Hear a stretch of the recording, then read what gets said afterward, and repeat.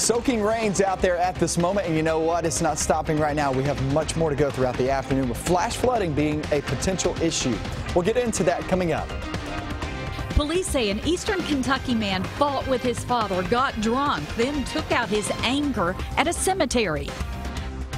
Closing arguments this morning in a Lexington murder trial. What both sides asked the jurors to consider.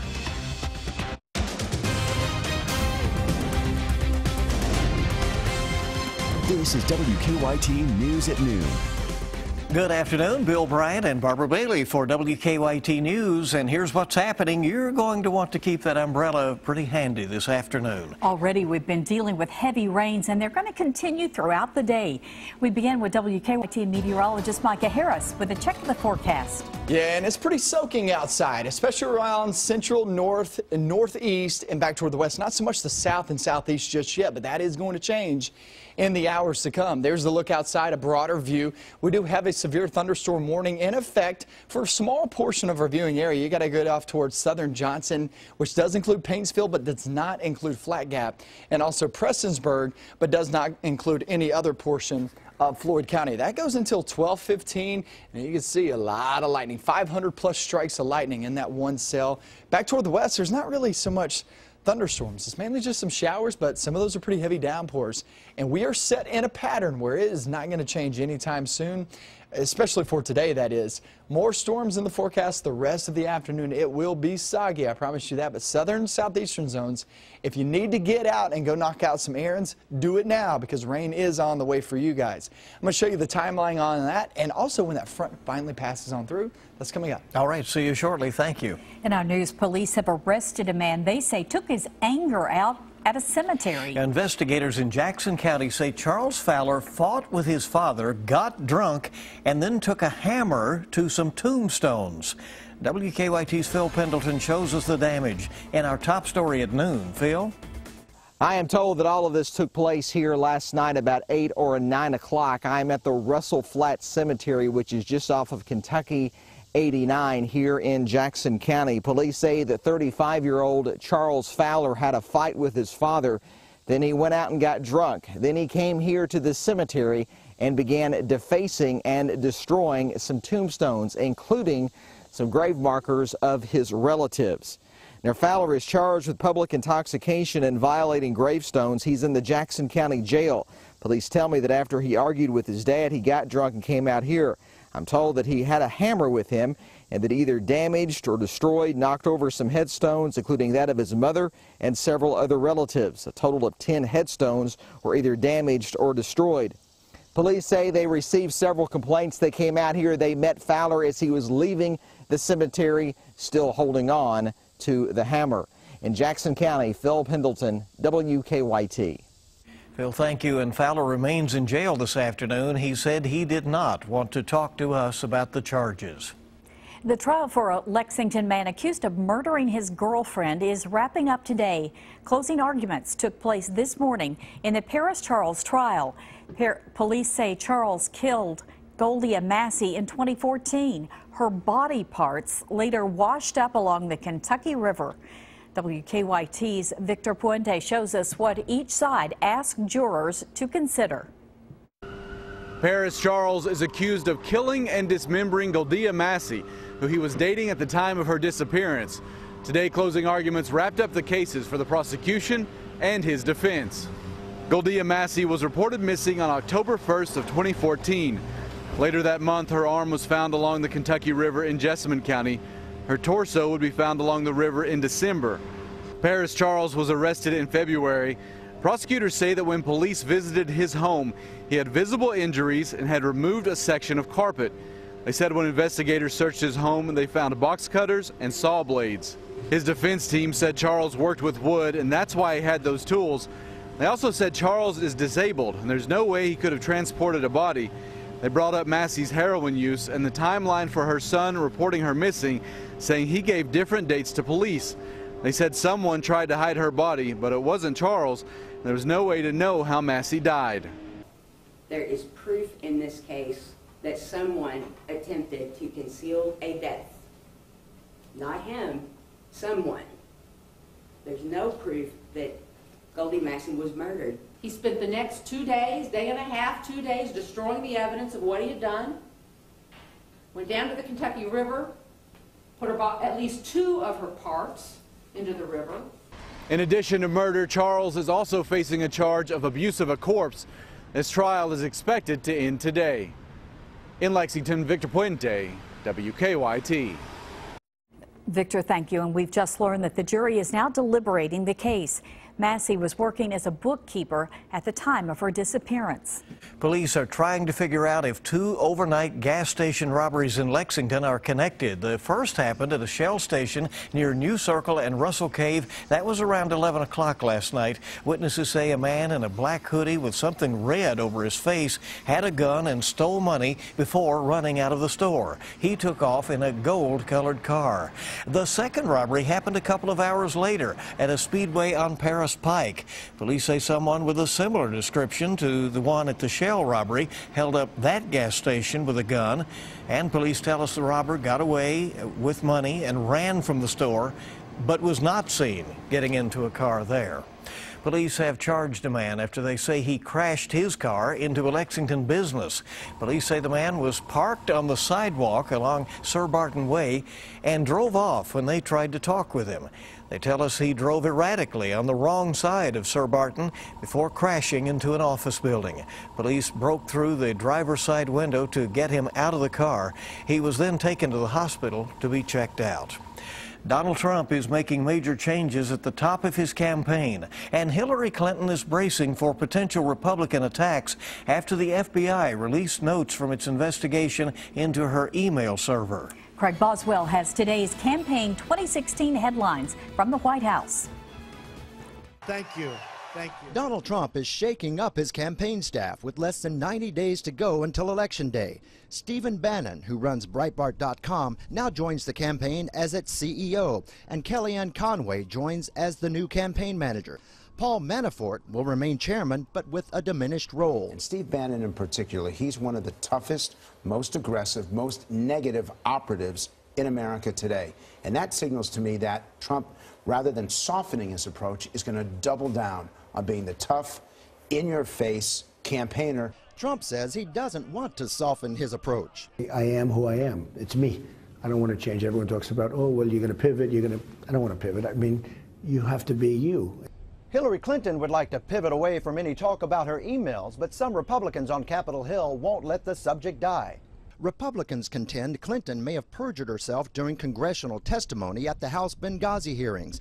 They're now comparing notes the FBI handed to Congress Tuesday from its investigation into Clinton's use of a private email server to see if there are discrepancies. I have nothing to say. Clinton would not talk about the news during a campaign event in Philadelphia yesterday, but her campaign says it wants the FBI notes made public so Republicans can't selectively leak incomplete information. The FBI warned against that, saying the notes are being provided with the expectation it will not be disseminated or disclosed without FBI concurrence. Craig Boswell, CBS News, the White House. Now, the FBI says it won't comply with Clinton's request to release the notes publicly because there is classified information within them. A group of firefighters returned to Kentucky this morning after helping fight wildfires out west. The firefighters spent 2 weeks in Idaho battling wildfire flames. WKYT's Sean Moody shows us the homecoming. These firefighters have been out there in Idaho for the past 2 weeks battling what's known out there as the Pioneer Fire. They say they are worn out but thrilled to be home. These 20 firefighters are from all over Kentucky. They spent the last 2 weeks near Lowman, Idaho. The Pioneer wildfire out there has burned more than 80,000 acres. Several areas there were evacuated while this team worked with thousands of other firefighters from across the country to try to contain the flames. They got back to their base in Laurel County shortly after 9 o'clock this morning to drop off their supplies and say goodbye to one another. Damian Zona lives in Lexington. He said it was a tough but rewarding 2 weeks of work. I think we all kind of like the challenge that comes along with it, and it's just it's sort of part of our culture and part of our careers, and there's those of us that really enjoy it, and that's kind of what we seek to do and help out any way that we can. Now, these firefighters will rest up now, but there are still wildfires burning out there. The Forest Service told me some of them could be called back to other fires as soon as next week. In Laurel County, Sean Moody, WKYT. Sean, thank you. Another Kentucky firefighting crew is scheduled to arrive home this evening. Well, 2 Olympic swimmers may not be able to leave Rio. The reason a judge has ordered their passports taken away. Flooding continues to devastate southern Louisiana. We have the latest on the situation next. Welcome back to WKYT News at noon. A twist today as police investigate the robbery of American swimmers at the Olympics. A Brazilian judge has ordered Ryan Lochte and teammate James Fagan to turn over their passports. Lochte and 3 other U.S. swimmers said they were robbed at gunpoint in a taxi Sunday morning. Police say they've found little evidence and the swimmers couldn't provide key details in police interviews. The U.S. Olympic Committee says police went to Olympic Village to get the passports, but the swim team has moved out. The USOC won't say whether Lochte and Fagan are still in the country. The number of deaths from flooding in Louisiana has now reached 11. Another 40,000 homes have been damaged in the southern part of the state. Floodwaters have started receding in some areas, but as they do, areas downstream are now flooding. More than 1,000 Red Cross volunteers, including 2 from Kentucky, are helping out with the relief efforts. Police have found a 7th body among the rubble of an apartment building. The building exploded and caught fire a week ago in Silver Spring, Maryland. Another 30 people were injured and several people remain unaccounted for. Residents complained of a gas smell for months before the explosion. Investigators are still looking for a cause. An amusement park ride turned out to be more thrilling than riders bargained for. 6 people were shocked while riding the Scrambler at Ocean Beach Park in Connecticut. The victims included a couple of children. All 6 people were treated for minor injuries at a hospital. All of the park's rides have been shut down until inspectors can take a look at them. Scary situation there. Yes, it is. We hope you'll keep it here on WKYT for your noon news. We have more coming up. Keep that rain gear handy for today. Gonna need it. Meteorologist Micah Harris is here with a wet forecast. Yeah, it's looking wet today, that is for sure. What about the next couple of days, though? I'm going to break down the forecast for you coming up next. Now, your zone-by-zone forecast with meteorologist Micah Harris. It is a sloppy go at it outside right now, that is for sure. If you're in southern Kentucky or southeastern Kentucky and you have not seen rain just yet, trust me, you want to knock out some things right now outside, mow the grass. Get out to the grocery stores because here comes some rain headed your direction. Starting to spark up as we speak, especially southeast from one of these outflow boundaries. But really, I mean, we got a long ways to go. It's not going to stop anytime soon. And there was a strong thunderstorm. There is a strong thunderstorm, that is, as it travels down 460 and also 23, rolling into Martin County as we speak. Inez getting the brunt of it here very shortly. Just to the north there of Prestonsburg, sliding into portions of Martin County. Now, there's still bits and pieces popping up because of that outflow boundary. The wind shooting out of these thunderstorms, forming these little cells right here. Now, those pretty heavy downpours. They're brief, but they're heavy. And they'll continue to track throughout Breathitt County and also southern Jackson County. Some heavier downpours rolling off into Rockcastle County, southern portions of Madison County picking up on this. That's the Berea area. And then it'll head toward the Big Hill region down 21 at 460 or 21 into 421, that is. That's the Big Hill region. That's where you're going to get some heavy downpours here shortly. Richmond, you'll be next in line here in, I would say, about 15 to 20 minutes. Heavy rain still rolling down BG Parkway, heading toward Lexington. Heaviest bout of this actually rolls into Lexington here in just about 45 minutes. And there's still plenty more just continuing to develop along this boundary back toward the west. And it's still moving eastbound. It's going to be a while before we actually call it quits on this system. It's still hanging over us, and it's not moving that fast. I expect it to just kind of wash out, the actual front just to wash out, not actually push all the way through in the next 24 hours. Possible flooding issues, that's our main concern as we travel throughout the next 24 hours as well. Tomorrow and Friday, 40% chance of rain. Not as good of a chance as today. It's about half the percentage. Much nicer air for the weekend, but still a few storms left over too. 80 degrees there on Sunday, and then that cold front. This is a cold front right here on Sunday. We have two fronts, one over us right now, not a cold front, just a front, bringing us some kind of unsettled pattern. And then we head Sunday into Monday, guys. We're at 79 on Monday, 77 on Tuesday. And that is because of cold air. Today at 80 degrees is not because of cold air, it's because of the rain and cloud cover. Two totally different types of brands of air, we should call it, and you'll feel it this next coming week. It feels amazing next Monday and Tuesday, so it's looking pretty good. Yeah. But until then, yeah, it's just kind of that wet and rainy pattern. Ready to switch to that brand. Wouldn't that be nice? Switch gears a little bit. Yeah. That'd be good. All right. Thank you, Micah. Thank you. Coming back in just a moment that reminds us what the Olympics should be about. And what's one way to get better? Watch the best.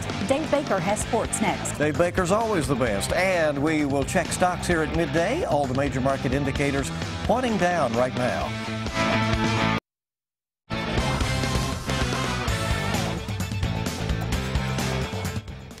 Imitation is truly the greatest form of flattery, and that's why Kentucky's Drew Barker is paying lots of attention to the game's very best. Barker said he respects all the quarterbacks who play in the NFL, and it's become a big deal for he and the other UK quarterbacks to watch replays of NFL games to study those guys, watching their footwork and how they manage their teams.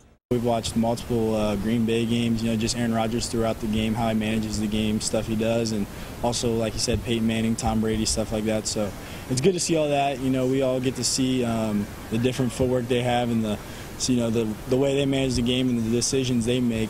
So it is really cool, and I like how we take it out to the practice field. I think we're doing a better job of utilizing it. Dick Gabriel, much more on Wildcat football. That is coming up tonight at 6 on 630 WLAP. Guys, that's a look at sports on this Wednesday. All right, Buzz, thanks as always. We appreciate it. There's more to come in our next half hour of WKYT News at noon. The city of Lexington unveiled a special designation today for the Charles Young Center. It's a very historic location. We'll show you what went on over there coming up. It's a nasal spray that can save a life. Increasingly, we've seen agencies across the country equipped with Narcan, where the Franklin County Sheriff's Office says they couldn't do without the drug any longer. Tonight's Powerball jackpot is $94 million, and Friday night's Mega Millions jackpot is $61 million.